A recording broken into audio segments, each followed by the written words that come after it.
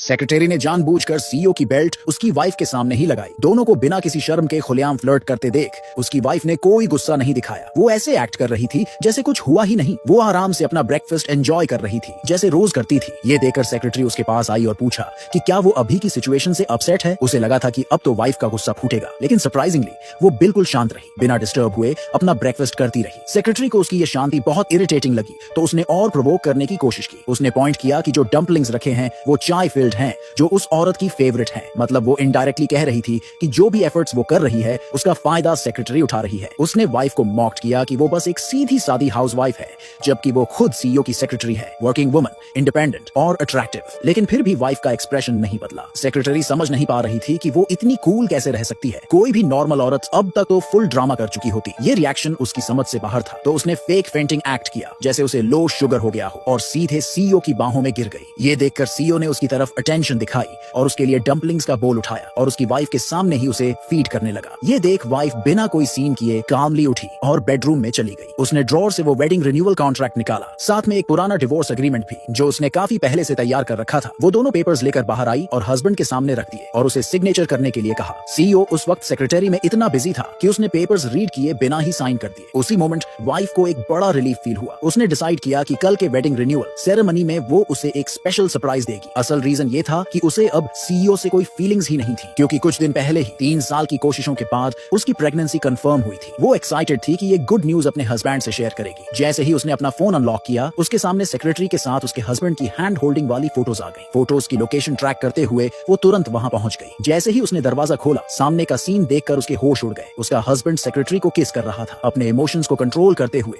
उसने चुपचाप उसे कॉल किया, लेकिन उसने कॉल रिजेक्ट कर दिया और रिप्लाई किया, मैं मीटिंग में हूँ। उसी पल उसके अंदर की सारी फीलिंग्स बाहर आ गई। उसे एस्मा का अटैक आया और वो वहीं बेहोश होकर गिर गई। जब उसे होश आया, डॉक्टर ने बताया कि उसका बच्चा अब नहीं रहा। उसकी आंखों से आंसू थम ही नहीं रहे थे। उसने फिर से फोन उठाया ताकि अपने हस्बैंड को कॉल करे, लेकिन तभी उसकी नजर उसके लेटेस्ट सोशल मीडिया पोस्ट पर पड़ी। सेक्रेटरी के लिए एक पब्लिक लव कन्फेशन। उस एक पल में उसे समझ आ गया कि पिछले 5 साल की रिलेशनशिप सिर्फ एक मजाक थी। बिना कुछ कहे उसने डिवोर्स पेपर्स तैयार करवाने के लिए किसी को कॉल किया और साथ ही यूएस की फ्लाइट बुक कर ली। उसे ये उम्मीद नहीं थी कि वो आदमी 3 दिन तक घर ही नहीं आएगा। फिर से वही एक्सक्यूज, बिजनेस मीटिंग। जब वो आया, उसकी शर्ट की कॉलर पर लिपस्टिक का निशान था। वो चुपचाप अपनी प्रेगनेंसी और मिसकैरेज रिपोर्ट्स को एक गिफ्ट बॉक्स में रखती है, प्लान करते हुए कि वो ये सब उसे वेडिंग रिन्यूअल सेरेमनी में देगा। अगले दिन वेडिंग प्लानर्स एक कस्टमाइज्ड लग्जरी वेडिंग गाउन लेकर घर आए। सबके लिए वो एक ड्रीम जैसी चीज थी। सब जल रहे थे उसे देखकर। सीईओ ने कहा कि उसे गेस्ट को हैंडल करना है, तो वो पहले निकल रहा है और अपनी वाइफ से बोला कि वो टैक्सी से वेन्यू आ जाए। जाते जाते उसने उससे खास तौर पर कहा कि जो गिफ्ट बॉक्स तैयार किया है वो जरूर ले जाना। लेकिन उसी वक्त उस आदमी ने सेक्रेटरी की वॉइस मैसेज प्ले की, बिल्कुल उसकी आंखों के सामने। अब बस और कुछ कह